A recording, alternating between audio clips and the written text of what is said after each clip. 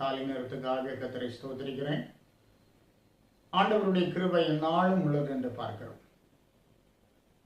மனுஷன் மாறினாலும் ஆண்டுகள் மாறினாலும் ஆண்டவர் கிருபை மாறாததாகவே இருக்கிறது.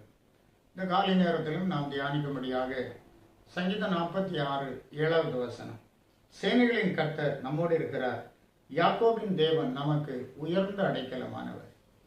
இந்த காலை நேரத்தில் தேவனுடைய உயர்ந்த அடைக்கலத்தை குறித்து அல்லது விசேஷித்த பாதுகாவலை குறித்து நாம் பார்க்க போகிறோம். ஆண்டவருடைய பிள்ளைகளாகி நாம் ஒவ்வொருவரையும் ஆண்டவர் உயர்ந்த அடைக்கலத்திலே வைத்து பாதுகாக்கிற தேவனாய் இருக்கிறார். நம்முடைய வாழ்க்கையில நமக்கு தேவன் ஹை செக்யூரிட்டி கொடுக்கிறார் என்று பார்க்கிறோம். உலக பிரகாரமாக கூட பெரிய பெரிய தலைவர்களுக்கு எவ்வளவு செக்யூரிட்டி கொடுக்கிறார்கள்.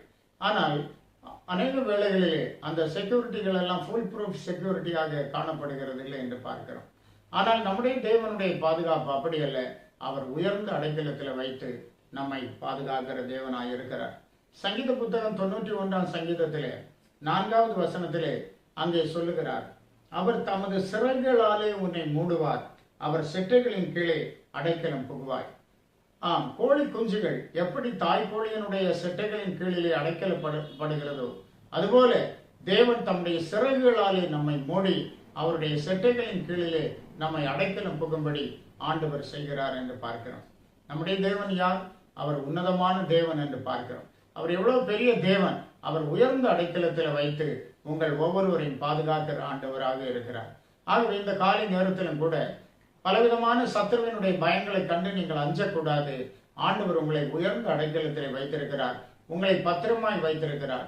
சத்துரு உங்களை தொட முடியாது என்று பார்க்கிறோம்.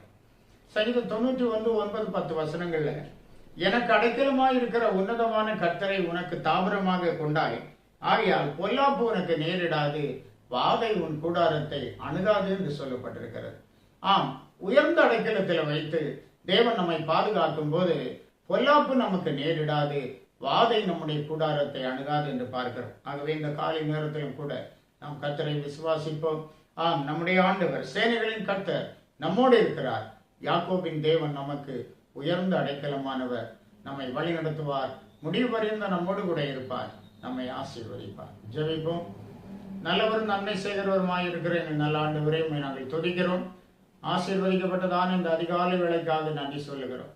நீர் எங்களோடு கூட இருந்து எங்களுக்கு அடைக்கலமாய் கோட்டையாய் அரணாய் இருக்கிற தேவன் ஆண்டவரே, அவ்விதமாக இந்த காலையிலும் வேளையிலும் ஆண்டவருடைய பிள்ளைகளுக்கு ஆண்டவரே விசேஷித்த பாதுகாப்பை அருளும்படியா ஜெபிக்கிறோம்.